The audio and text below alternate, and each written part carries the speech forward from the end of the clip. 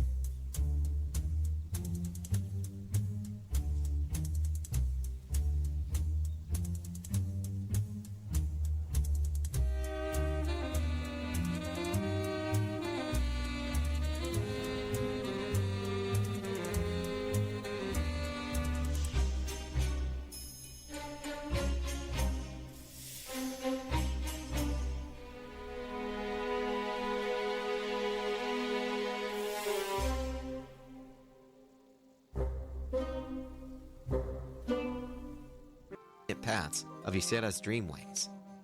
Though the druids were grieved at the prospect of losing so many years of their lives to hibernation, they selflessly agreed to uphold their bargain with Ysera. Hold on to your helms, because it's that time again. Everlook Broadcasting Co. is about to drop the hottest deals and products of the week. If you got something to sell, why aren't you on the list? And now, roll the adverts! Why bathe in mundane water when you can elevate your experience with our arcane bubble bath? Sourced from the magical springs of the Eversong Woods and infused with the finest mana crystals, you'll emerge not just clean, but ethereally invigorated. You'll walk out feeling so magical, you'll think you can cast Fireball. Listen, mon. The spirits be restless up in Hyjal. They say the mountain is alive with ancient magics and dark prophecies. Time to shake a leg and climb that peak. And don't forget the dream shots. You're gonna need them.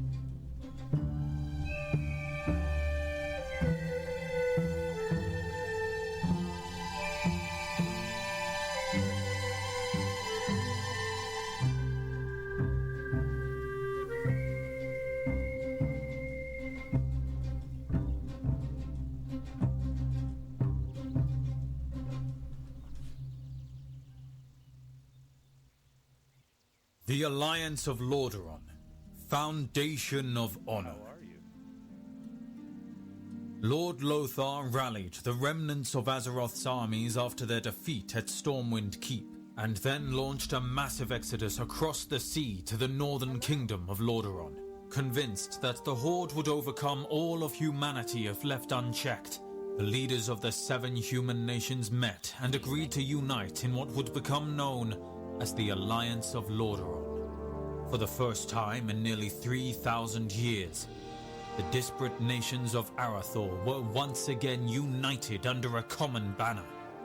Appointed as supreme commander of the Alliance forces, Lord Lothar prepared his armies for the coming of the Horde. Aided by his lieutenants, Uther the Lightbringer, Admiral Dalen Proudmoore, and Turallion, Lothar was able to convince Lordaeron's demi-human races of the impending threat as well. The Alliance succeeded in gaining the support of the stoic dwarves of Ironforge and a small number of High Elves of Quel'Thalas. The elves, led at that time by Anasterian Sunstrider, were largely uninterested in the coming conflict. However, they were duty-bound to aid Lothar because he was the last descendant of the Arathi bloodline, which had aided the elves in ages past. The Horde, now led by Warchief Doomhammer, brought in ogres from its homeworld of Draenor and conscripted the disenfranchised Amani forest trolls into its fold, setting out on a massive campaign to overrun the dwarf kingdom of Khaz-Modan and the southern reaches of Lordaeron. The Horde effortlessly decimated all opposition. The epic battles of the Second War ranged from large-scale naval skirmishes to massive aerial dogfights. Somehow, the Horde had unearthed a powerful artifact known as the Demon Soul and used it to enslave the ancient dragon queen Alexstrasza. Threatening to destroy her precious eggs, the Horde forced Alexstrasza to send her grown children to war. The noble red dragons were forced to fight for the Horde, and fight they did. The war raged across the continents of Khaz-Modan, Lordaeron, and Azeroth itself. As part of its northern campaign, the Horde succeeded in burning down the borderlands of Quel'Thalas, thereby ensuring the elves' final commitment to the Alliance cause. The greatest cities and townships of Lordaeron were razed and devastated by the conflict. Despite the absence of reinforcements and overwhelming odds, Lothar and his allies succeeded in holding their enemies at bay. However, during the final days of the Second War, as the Horde's victory over the Alliance seemed almost assured, a terrible feud erupted between the two most powerful orcs on Azeroth. As Doomhammer prepared his final assault against the capital city of Lordaeron, an assault that would have crushed the last remnants of the Alliance, Gul'dan and his followers abandoned their posts and set out to sea. The bewildered Doomhammer, having lost nearly half of his standing forces to Gul'dan's treachery, was forced to pull back and forsake his greatest chance at victory over the Alliance. The power-hungry Gul'dan, obsessed with obtaining godhood itself, set out on a desperate search for the undersea tomb of Sargeras that he believed held the secrets of ultimate power. Having already doomed his fellow orcs to become the slaves of the Burning Legion, Gul'dan thought nothing of his supposed duty to Doomhammer. Backed by the Storm Reaver and Twilight's Hammer clans, Gul'dan succeeded in raising the tomb of Sargeras from the sea floor. However, when he opened the ancient flooded vault, he found only crazed demons awaiting him. Seeking to punish the wayward orcs for their costly betrayal, Doomhammer sent his forces to kill Gul'dan and bring the renegades back into the fold. For his recklessness, Gul'dan was torn apart by the maddened demons he had set loose. With their leader dead, the renegade clans quickly fell before Doomhammer's enraged legions. Though the rebellion had been quelled, the Horde was unable to recoup the terrible losses it had suffered. Gul'dan's betrayal had afforded the Alliance not only hope, but also time to regroup and retaliate. Lord Lothar, seeing that the Horde was fracturing from within, gathered the last of his forces and pushed Doomhammer south, back into the shattered heartland of Stormwind. There, the Alliance forces trapped the retreating horde within the volcanic fortress of Blackrock Spire. Though Lord Lothar fell in battle at the spire's base, his lieutenant, Turalion, rallied the Alliance forces at the 11th hour and drove the horde back into the abysmal Swamp of Sorrows. Turalion's forces succeeded in destroying the Dark Portal, the mystical gateway that connected the Orcs to their homeworld of Draenor. Cut off from its reinforcements and fractured by infighting, the Horde finally buckled in upon itself and fell before the might of the Alliance. The scattered Orc clans were quickly rounded up and placed within guarded internment camps. Though it seemed that the Horde had been defeated for good, some remained highly skeptical that peace would last. Khadgar, now an Archmage of some renown, convinced the Alliance High Command to build the Fortress of Nethergard that would watch over the ruins of the Dark Portal and ensure that there would be no further invasions from Draenor.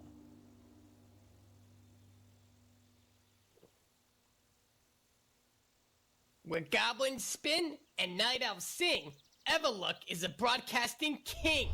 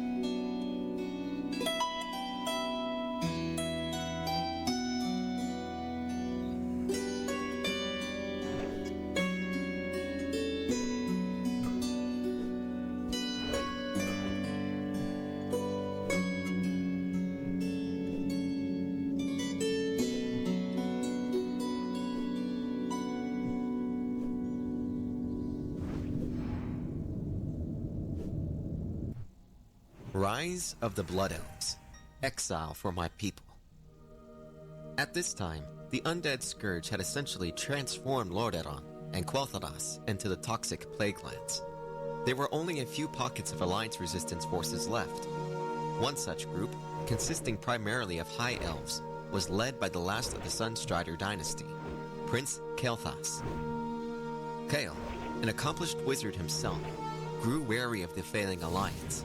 The High Elves grieved for the loss of their homeland and decided to call themselves the Blood Elves in honor of their fallen people. Yet as they worked to keep the scourge at bay, they suffered greatly at being cut off from the Sunwell that had empowered them. Desperate to find a cure for his people's racial addiction to magic, Kael did the unthinkable. He embraced his people's highborn ancestry and joined with Illidan and his Naga in hopes of finding a new magical power source upon which to feed. The remaining Alliance commanders condemned the Blood Elves as traitors and cast them out for good.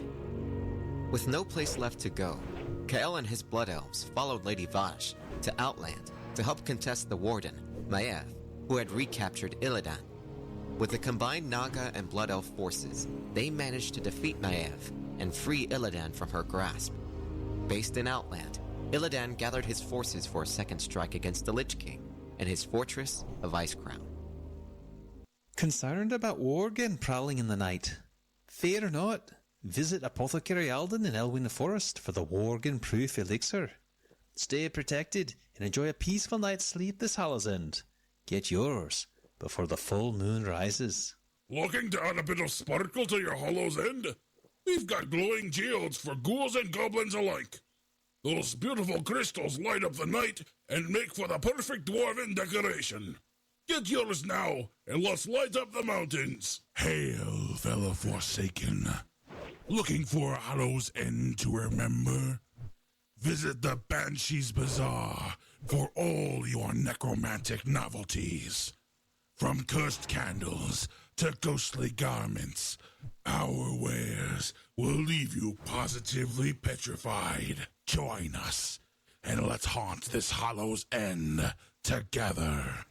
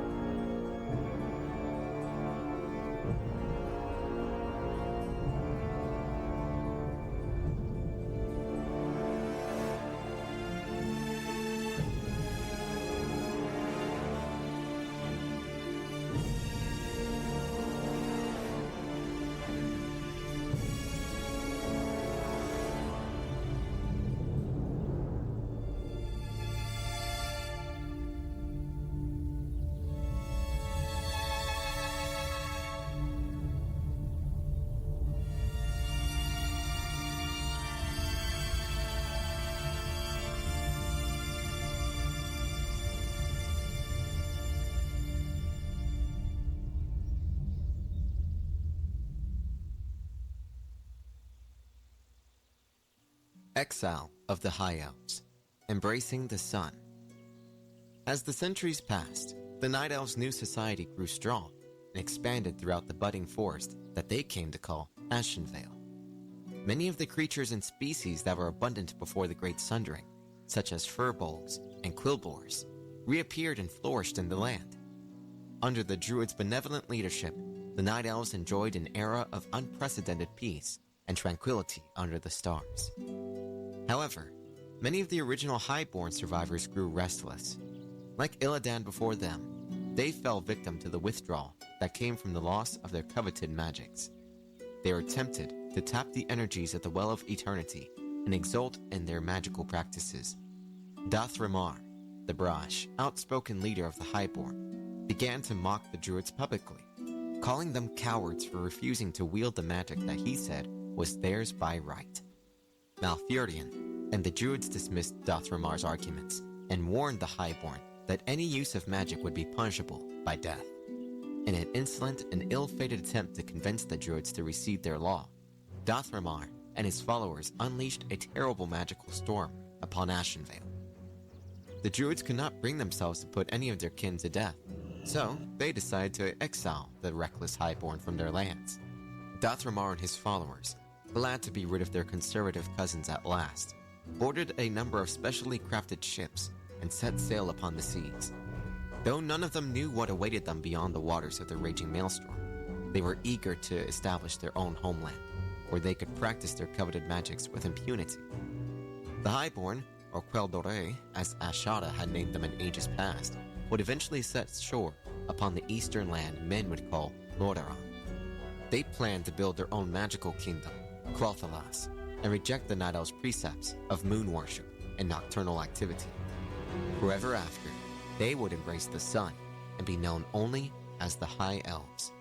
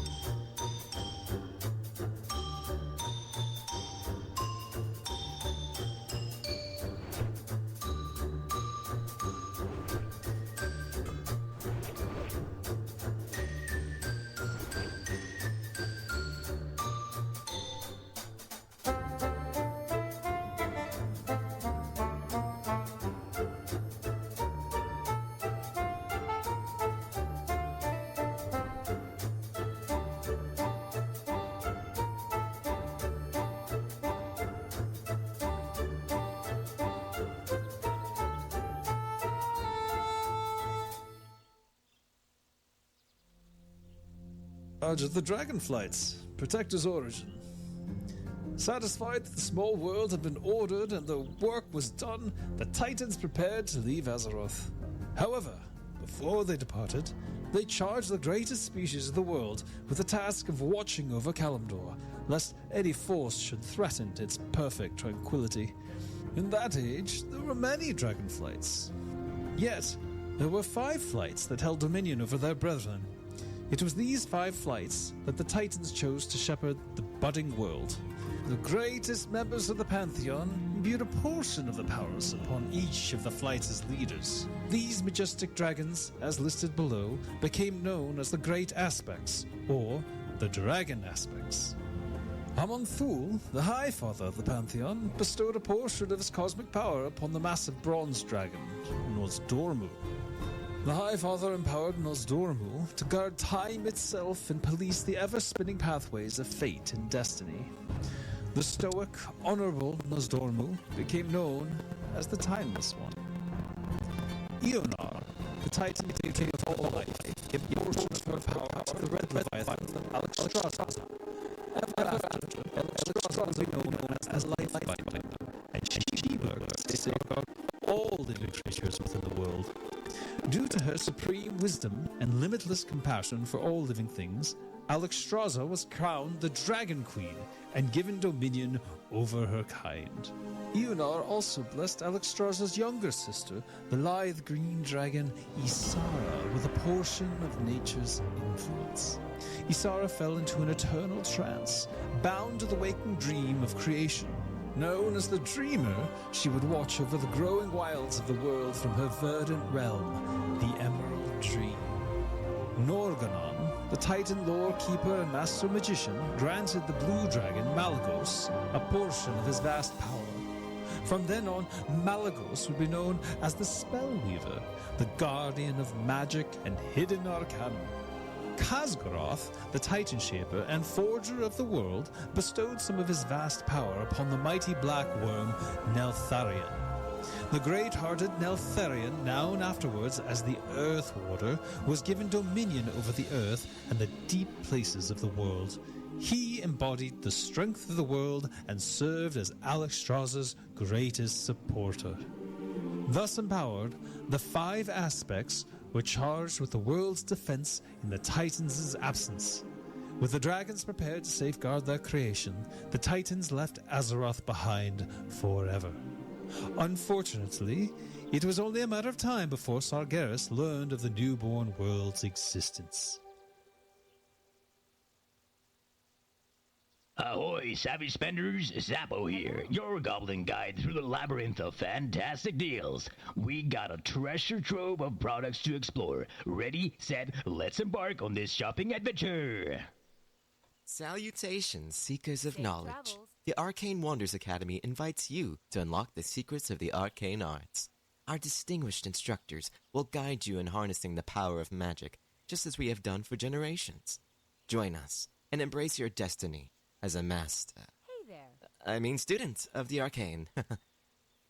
Greetings, denizens of the shadows. Unearth your style with Undercity Crypt Culture, where fashion is to die for, almost quite literally. From bone-chilling formal wear to decayed casual attire, we've got your fashion needs covered. Elegance never looked so undead.